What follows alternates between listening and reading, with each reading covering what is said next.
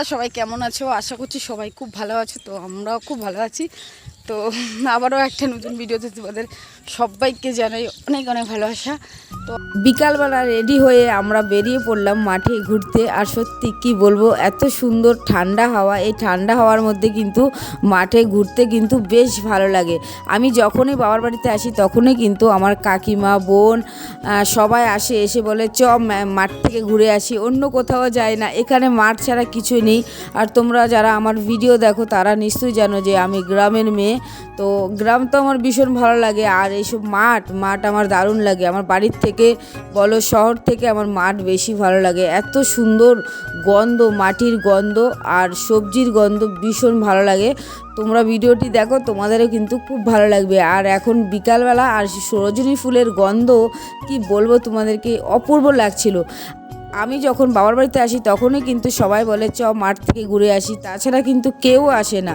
তোমরা যারা আমার ভিডিও দেখো আগে তখন বুঝতে পারবে। এটা হচ্ছে করলা উচ্ছের জমি। দেখো বন্ধুরা, যেই উচ্ছে আমরা বাজার থেকে কিনে এনে খাই সেই জমির পাশ দিয়ে এখন আমি হাঁটছি। চলো একটা তোমাদেরকে তুলে দেখাচ্ছি। দেখো উচ্ছে কিন্তু একদম প্রত্যেকটা মানে পাতায় পাতায় কিন্তু উচ্ছে রয়েছে।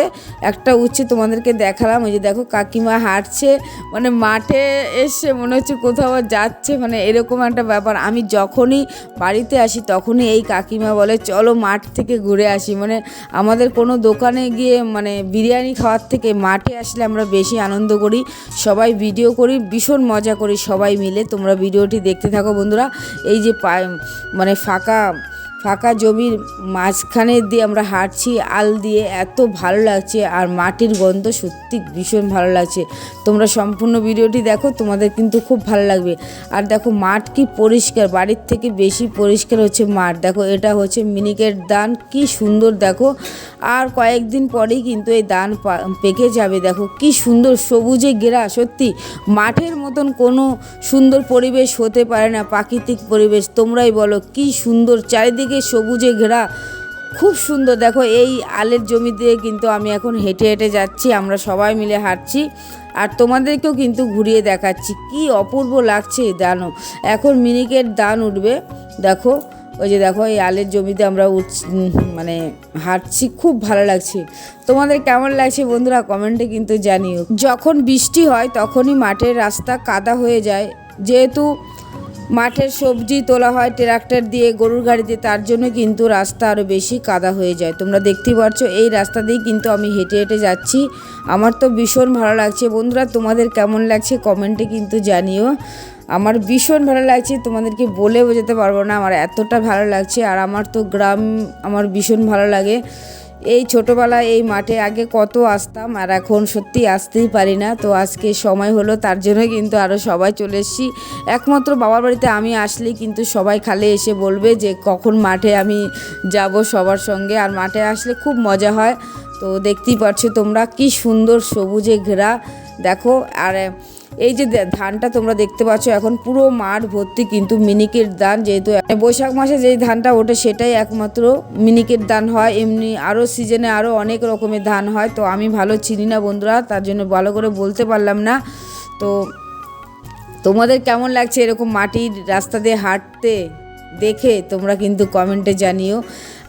আর কিছুদিন পরে কিন্তু পুরো ধান কাটা হয়ে যাবে, ফাঁকা হয়ে যাবে। এই ধানের জমিতে লাগানো হবে গাঁদা ফুল এবং পাট বোনা হবে।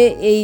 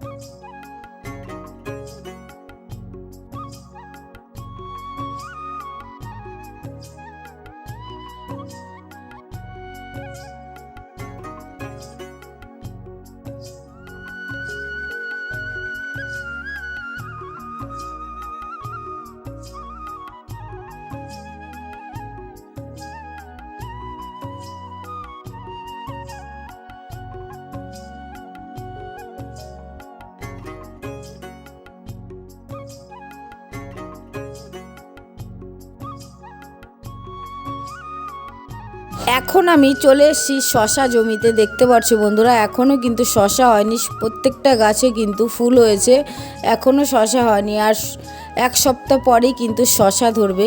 তো শশা হলে ঠিক আমি একটা পেড়ে খেতাম, আমার তো এরকম শশা গাছ থেকে শশা পেড়ে খেতে আমার ভীষণ ভালো লাগে।